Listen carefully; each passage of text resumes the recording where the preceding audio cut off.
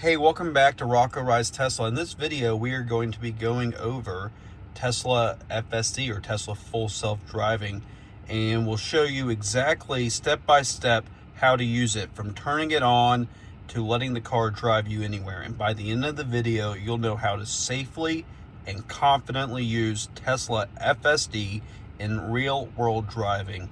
So FSD allows your car to handle the steering, the acceleration, the braking, lane changes, turns, and navigation, all while you supervise and keep your eyes on the road.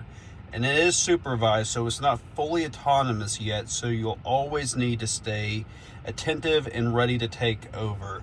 And so the first step is, how do you turn it on?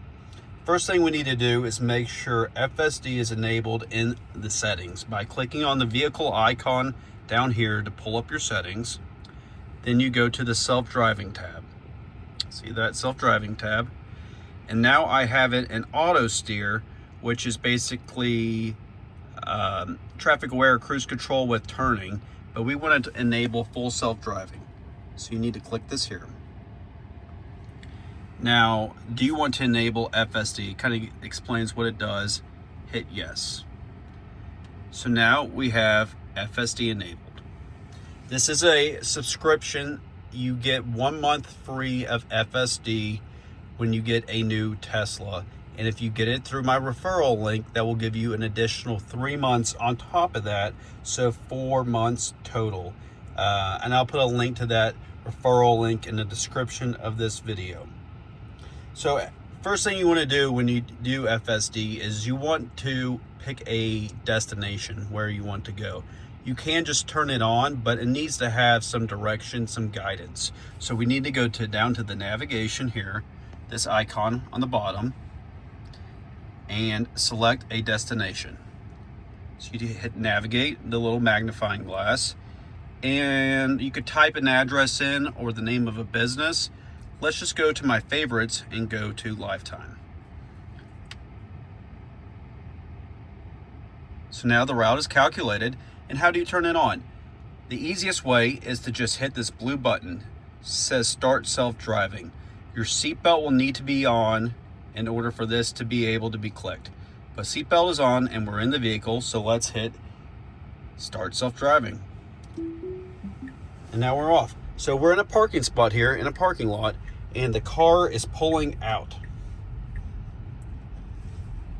And it will drive us all the way to our destination, 3 miles away, and we'll be there in 10 minutes. I was listening to a little Led Zeppelin, but we can't do that on video.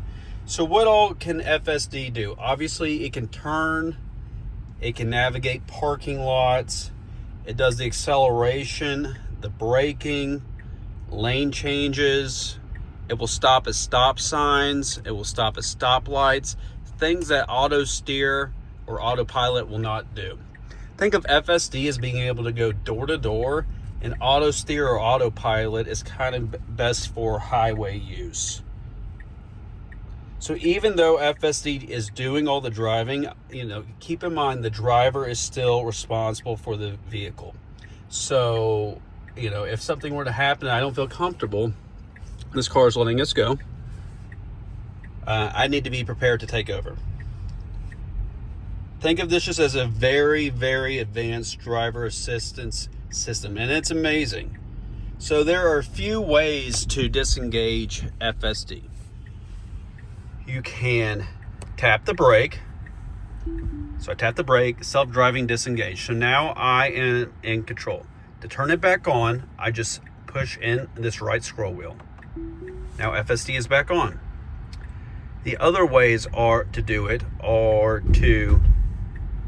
Now let me get us through this intersection real quick. See, it's doing turn signals. My foot is not on the gas or brake. This is all the vehicle. Another way to do it is if I hit this. So this is how you turn it on right here. If I hit this button, if I push it in, you hear a little chime, and now it says disengage. Now I'm driving. I push the button, the right scroll wheel in again, and now it is back on. So the two ways we just went over in terms of how to disengage FSD are the tap the brake and do the right scroll wheel.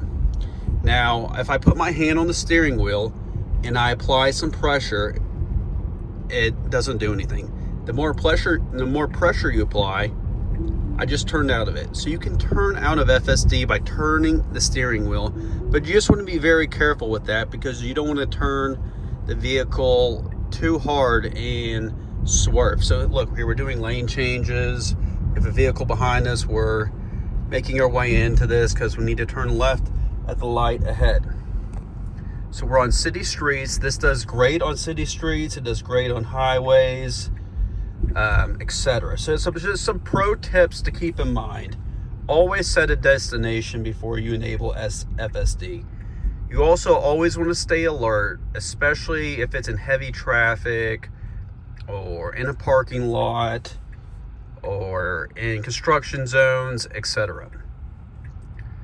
What people don't like about FSD or rooms for it to improve are in the parking scenarios. You cannot select a parking spot in advance with FSD.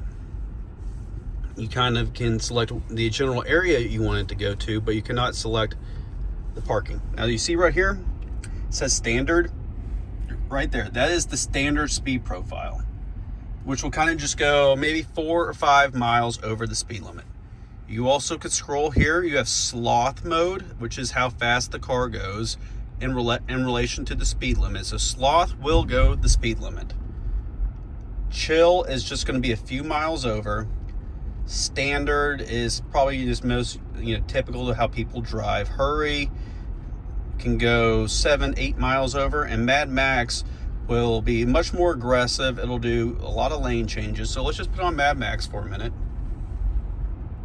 And another thing, so you can do that right here. Another easier way to adjust your speed profiles is to scroll up and down on this right scroll wheel. See, I'm scrolling down as hurry. Scroll down to standard.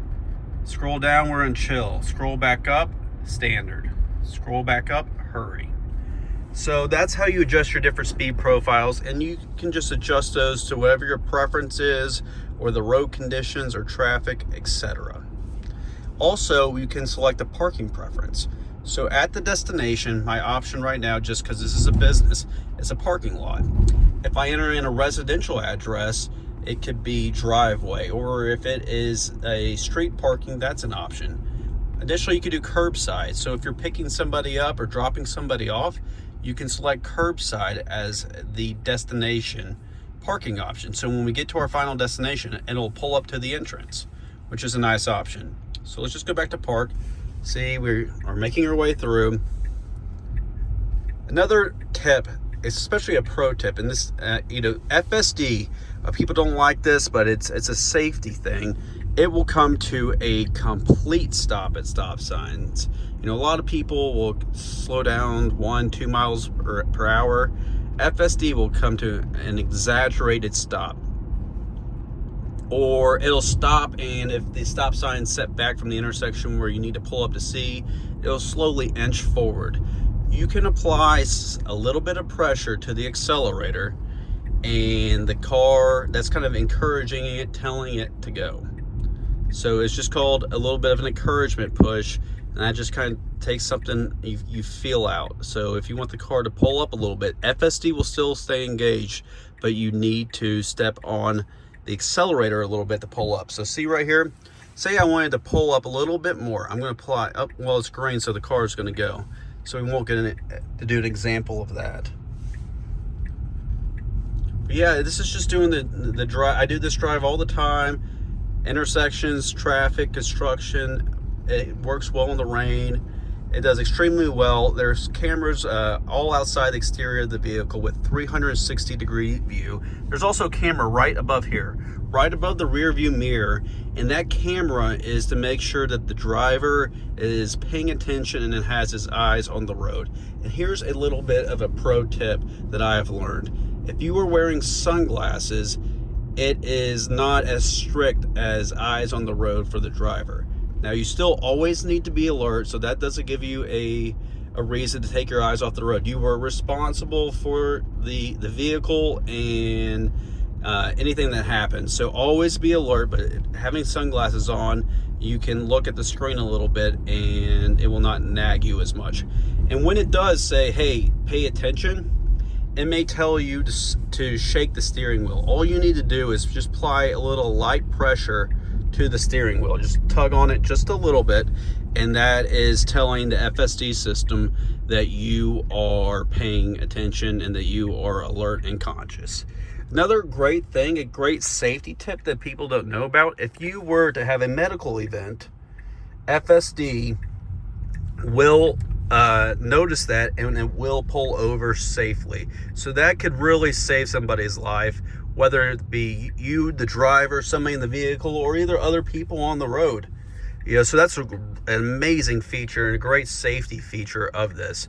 FSD is, Tesla reports 7 times safer than people driving the vehicle themselves. So let me ask you this. Is this something that you would trust?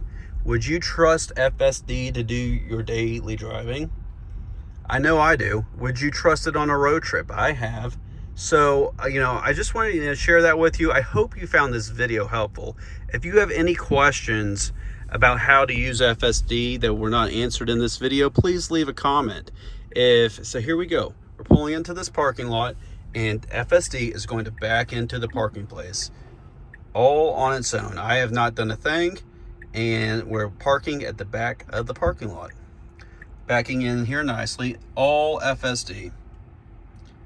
So there you have it. It literally took us parking spot to parking spot, 0 interventions other than me showing you how to disengage FSD, but we won't count that. So if you want to see what FSD can really do in the real world, I test this on the channel. I have road trip videos, we drive in rain, etc. So consider subscribing if you find this interesting and are interested in learning and seeing more FSD content. And if you found this helpful, please be sure to like the video. It helps a lot, and I would appreciate that. And until I talk to you all next time, be safe.